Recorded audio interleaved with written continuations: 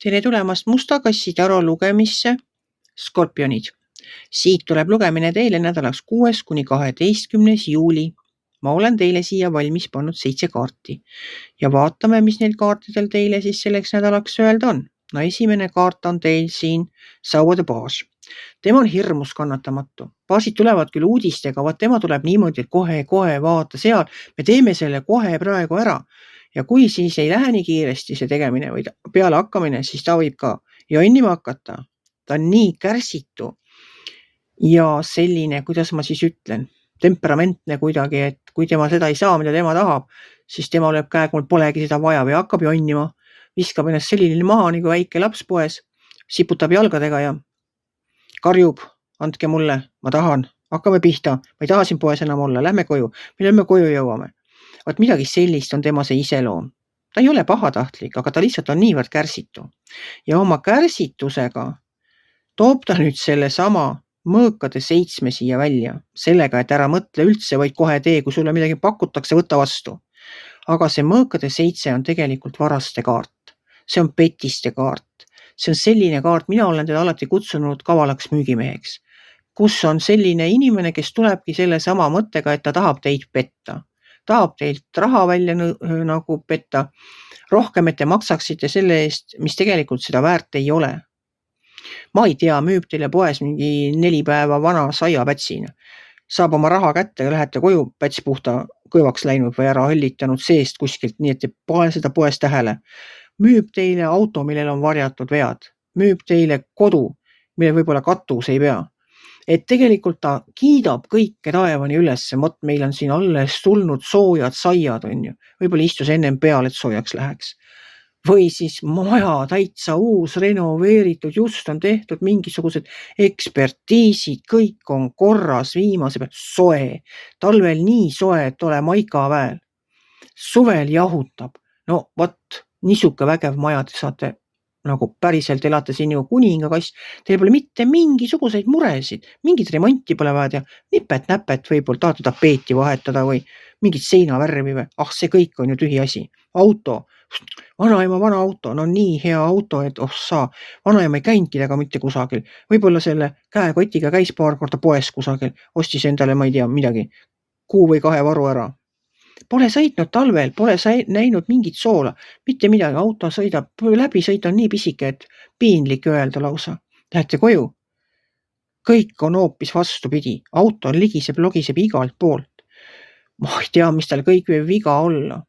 Maja esimese vihmaga hakkab katus läbi ajama. Kevadel on uputus selline, et kelder on kõik vett täis. Vaat midagi sellist mõtlen ma selle mõõkade 7 all, õudne mõeldagi, mida kõik võib inimesele pähe määrida. Nii et olge ettevaatlikud. Aga mis on teil järgmine kaart on poodu ja mina arvan seda, et teil on nagu piisavalt tarkust läbi näha see jama. Sellepärast, et poodu kaart ütleb, vaadake asja teise nurga alt. Äkki te taipate sõbra kaasa võtta, enne kui tehingut lähete tegema. Või mis iganes, et teil tuleb nagu see teine pilk sellele asjale. Te näete seda hoopis teisest, ise näete ära selle. Ühesõnaga, võib-olla teil tekib see kahtlus ja hakkate tähelepanelikult asja vaatama. Ja isegi kui ei vaata, siis minu soovitus on enne kui nagu suure ostu teete, ükskõik mis see siis on. No majad tõenäoliselt müüakse notariaalselt, kui nad on nagu ikkagi kas läbi maakleri või kuidagi. Isegi kui pole on naabri oma. Kas siis tasuks teha ikkagi leping? No lihtsalt nii. Ega ma ei arvagi, et te lähete nüüd seda maja endale ostma, aga siiski. Kunagi võib-olla on tõesti vaja. Et ärge siis unustage lepingut sõlmida, et teil oleks pärast mingisugunegi tõestus. Esiteks, et te olete selle eest maksnud. No see tõenäoliselt käib läbi panga, et sinna jääb ikka jälg maha. Tark on ennast kaitsta igasuguste ootamatuste eest, ütleb minu elukogemus. Nii, poodu ongi selline kaart, ta võib olla ka elu üllatus teile, aga see on positiivne üllatus. Nagu selline, et ma ei tea, kohtategi poe ukse peal näiteks mõnda nii vana tuttavat, keda pole näinud seal 10-15 aastat. Muidugi on rõõm suur, lähete kusagile, joote kohvi, arutate asju, aga see ongi üllatus. Ta on üllatus sellepärast, et ei osanud ju teda seal ukse peal kuskil või tänaval või kus iganes, ei osanud ju teda oodata, te ei teadnud, et ta tuleb. See on meeldiv üllatus, ei ole ebameeldiv. Vahest võib see poodukaart näidata asju teises valguses, vahest võib teha sellise üllatuse, et astute rajalt kõrvale sellest oma plaanitud teest, mis te täna plaanisite teha. Tuleb mõni telefonikõne ja kutsutakse teid hoopis kuskile mujale, sinna, kuhu minemata jätta ei saa. Ongi üllatus, te ei osanud seda oodata. Edasi tuleb teil siin sauade 9. Vaat sauade 9 räägib sellest, et te olete tegelikult võimsam, kui te ise oskate arvata. Kaart ise ütleb nii, et te olete ka suitsu sees joostes võimsa, kui te ise oskate arvata. Et ühesõnaga, teis on piisavalt jõudu, tarkust ja seda sisemist jõudu, et iga olukorraga toime tulla, mis iganes see elu teie ette ka ei veeretaks.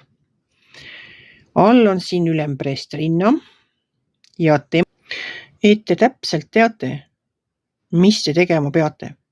Teie sisemine mina ütleb teile seda tuleb lihtsalt kuulata. Et ta ei karju ju, ta räägib vaikselt, aga tegelikult te teate, teil on see sisemine tarkus täiesti olemas. Tehke otsused oma sisetunde järgi. Jah, siis jõuate te õigete otsusteni.